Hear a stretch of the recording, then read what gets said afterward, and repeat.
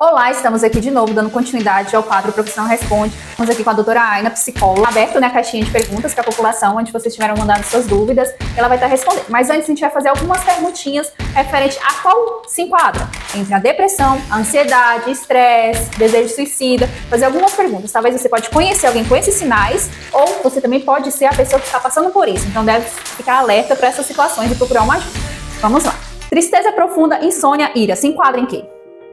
Tristeza profunda se enquadra na depressão. O que é depressão? Depressão é um transtorno que faz com que a pessoa ela se sinta para baixo, nada ela quer fazer, ela não tem disposição para nada, ela quer ficar só deitada na cama. Depressão tem cura? Tem tratamento, né? Tem tratamento, medicação, terapia. Como podemos prevenir contra a depressão?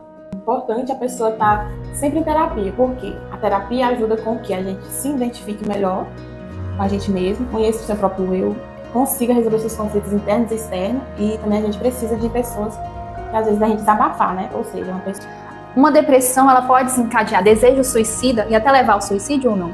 Sim, pode sim. Você diria que hoje a modernidade do mundo tem interferido no comportamento humano? Sim, a modernidade às vezes atrapalha muito, né? É uma questão do celular. Atrapalha muito porque às vezes a pessoa ela não dá valor na família, ela não consegue sentar numa mesa, por exemplo, para conversar com os filhos, fazer um jantar e muitas outras coisas. A evolução, a transformação através do celular, por exemplo, a tecnologia, os pais, eles veem de forma diferente dos filhos? E hoje é muito mais difícil criar filhos do que antigamente? Sim, hoje em dia tem muita coisa que atrapalha, né, a criação dos filhos. O celular é uma das coisas, né, que atrapalha bastante. Desejo de vingança, vontade de desistir e vontade de ficar deitado se enquadra em quê? Se enquadra na depressão. Vontade de ficar deitado, não quer levantar, não tem disposição para fazer nada, se enquadra na depressão. A insônia, tem algum exercício, alguma coisa que pode estar fazendo para ajudar a pessoa a dormir melhor? A insônia, muitas das vezes pode ser a qualidade de vida, né? A alimentação às vezes influencia, a questão também de, às vezes, ficar muito preocupado com alguma coisa, atrapalha dormir. Então, assim, a ansiedade atrapalha, faz com que a insônia influencie. Porque a pessoa fica muito acelerada, pensamentos acelerados quando antes de dormir, e faz com que ela não consiga dormir. O que é ansiedade? Ansiedade é um sintoma que a pessoa acha que ela vai morrer. O coração dela fica acelerado, né? A mão dela formiga. E fica aquele aperto no peito que ela fica muito desesperada. Ou seja, seria já uma crise de ansiedade. Sim. Pessoas que têm um pensamento acelerado ou repetição de situações que aconteceu. Por exemplo, diante de um fato, uma pessoa fica, eu poderia ter falado diferente, seria diferente, e fica remoendo aquela situação. Ou, tal dia eu vou ver fulano, vou falar assim, assim, assim, vou fazer assim, assim, assim. Pode desencadear para uma crise de ansiedade? Depende muito, né? Igual às vezes ela já tem aquela ansiedade, aí isso pode influenciar sim.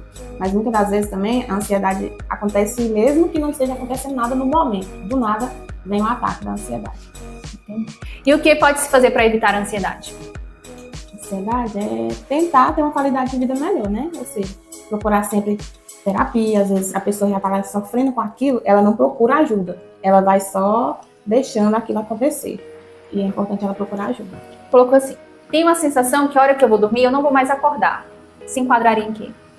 Uma depressão, já início?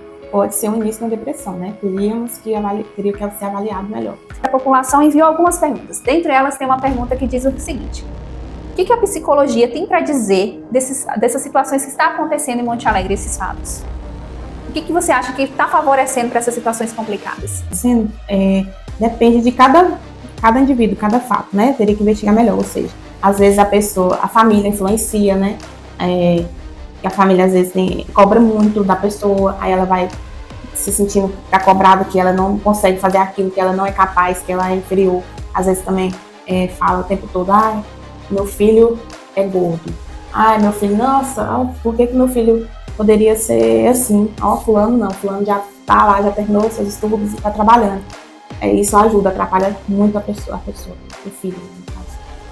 Então, não tem uma explicação específica, teria que ser um caso tratado fora a parte, porque todo mundo tem uma criação às vezes diferente, uma visão de mundo diferente. Se hoje tivéssemos mais ações nas políticas públicas, para jovens, adolescentes, trabalhasse mais essa intervenção na forma das pessoas ver o contexto das situações do mundo à sua volta, haveria uma boa prevenção contra pensamentos suicidas ou não?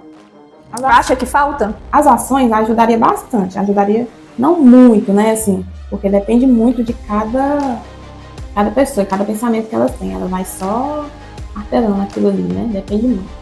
Então, quando você diz assim que poderia ajudar, seria em termos assim, de conhecimento para a pessoa, mas em termos de como se trata de psicologia, a psicologia nada mais é do que uma ajuda individual de cada ser humano.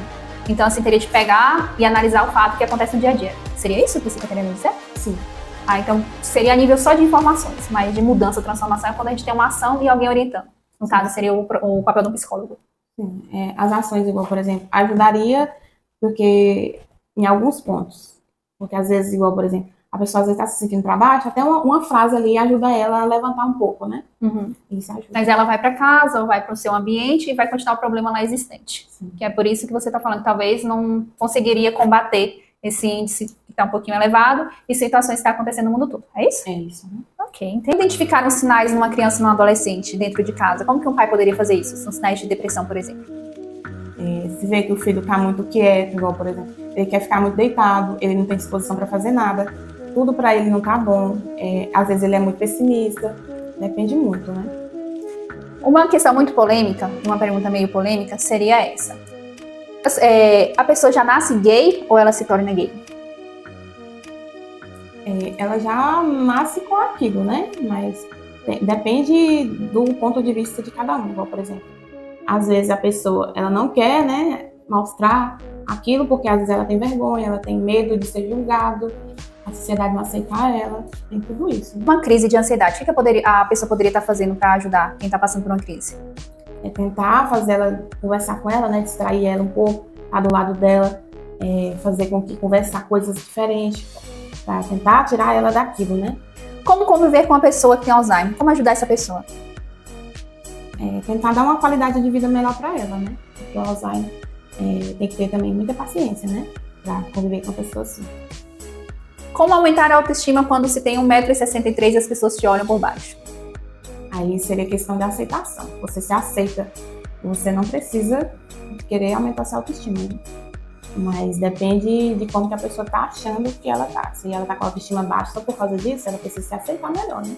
Conquistar uma mulher se você tem menos de 1,63 m? Mulheres, na verdade, muitas delas, elas gostam de quê? Ser ouvida, parar pra ouvir elas já ajuda bastante, né? Ser companheiro, depois do relacionamento, claro, né? Mas assim, só de você parar pra ouvir, dar aquela atenção pra ela, às vezes ela tá precisando apenas de ser ouvida naquele momento, às vezes ela não é percebida. Dependência emocional. O que é uma dependência emocional? A pessoa depender muito daquilo, ela achar que ela não é o suficiente, ela precisa ter alguém do lado dela e precisa daquela pessoa de todas as formas. Se ela não tem aquela pessoa, pra ela não é nada, né? Ela acha que, às vezes, por exemplo, tem aquela dependência emocional que ela precisa do marido bancar, às vezes, e ela acha que não vai dar 100%. Quais são os padrões da dependência emocional? Padrão? Padrão seria padrão de dinheiro, né? Financeiro? Autoestima, por exemplo. Tem várias outras coisas também que eu teria que ver melhor o que está acontecendo. Uma traição, ela deve ser contada para o parceiro ou não? Isso depende muito, né? Igual se ela tá achando que a traição tá atrapalhando ela muito, igual, por exemplo, ela não tá conseguindo viver com aquilo, tá vivendo com a culpa. Seria bom ela contar, né? Causa, além de destruição de um lar, ela ainda pode levar a doença para um dos parceiros, né? Sim. Então ela acaba atingindo espiritualmente, fisicamente, mentalmente, tudo. Uma depressão, uma traição é algo, um fato assim que não é justificável, deveria ser avaliado pela essa situação. Uma amante, uma mulher que permanece no papel de amante, ela é safada ou ela é uma pessoa dependente emocional? Ela pode ser dependente emocional, né? Ela está procurando alguma coisa ali, ou seja, alguma coisa está lá dentro dela que ela quer dividir com outra pessoa, só que essa outra pessoa é apenas uma amante, é só um passatempo. Como vencer a dependência emocional? E aceitar melhor. Porque a dependência emocional, muitas das vezes, ela atrapalha muito, né? A pessoa, às vezes, né, ela acha que se ela não tiver com aquela pessoa ali, ela vai morrer, nada pra ela faz sentido, isso já atrapalha. A religião, ela atrapalha ou ela ajuda? A religião, ela ajuda. Por quê? Ela ajuda porque a pessoa que tem religião, ela tem a fé, né? A fé ajuda muito em algumas coisas. A pessoa ela tem uma coisa para ela se apegar. Então a religião ajuda? Ajuda. Eu já diria que ela não ajuda. Eu diria igual você acabou de falar. A fé é algo individual dela com a pessoa, intimidade. Já a religião, ela já é composta também de um grupo de ações de pessoas que acreditam naquilo e tem regras. E às vezes aquelas regras que são usadas acabam inibindo a pessoa a continuar num relacionamento tóxico, pensando que através de oração, através de vários outros fatores, está lá lutando, vai vir a mudança. Mas isso as pessoas às vezes confundem a religião com a fé. Tem essa diferença. Como diagnosticar que você está num relacionamento tóxico? Aí você teria que ver o que está acontecendo. A pessoa está tentando te controlar? Está tentando controlar o quê? Sua roupa, o modo de você conviver com as pessoas, às vezes onde você quer ir, o tempo todo a pessoa está atrás de você. Depende muito, tem que ver.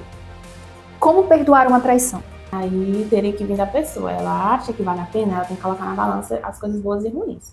Ela tem que ver se ela perdoar, ela vai se sentir bem com aquilo. Se ela não se sentir bem, aí já é algo que não vai dar certo. Você manter um relacionamento por causa dos filhos pode afetar também esses filhos? Ou, às vezes, você se separar seria a melhor solução? Tá assim. Então, assim, muitas das vezes a separação pode ser a melhor solução. Depende muito do que está acontecendo, né, no seu casal. No caso, deveria ser analisado individualmente, para ver o que está acontecendo na situação. Para finalizar a nossa entrevista, eu queria que você deixasse uma mensagem final, como que é o trabalho de um psicólogo, qual é a sua missão aqui e como que funciona a terapia. A terapia, ela funciona de forma que faz com que você se valorize mais, você consiga se identificar melhor, consiga identificar o seu próprio eu, consiga resolver os seus conflitos internos e externos, vai ter um escutativo, um profissional ali para te ajudar, que vai fazer com que você se sinta melhor, que às vezes você precisa desabafar, tem alguns traumas que te atrapalham muito, que tá ali te bloqueando, que seria bom você conversar com alguém que te ajuda, fazer a terapia, porque ajuda para que você não adoeça. E por isso que é sempre importante a gente estar em terapia, né? Para que a gente consiga sempre descarregar. Você acha que precisa de mais valorização do profissional? Sim, acho que precisa bastante, porque demanda, não é que muito tempo, a questão que você tem que fazer uma avaliação, tudo aquilo é um pouquinho trabalhoso e seria importante valorizar mais, né? Porque está precisando muito de profissional em todos os lugares, né? Principalmente na escola, em outros ambientes também, né? Agradecer a sua presença, tá? Espero te ver mais vezes e muito obrigada.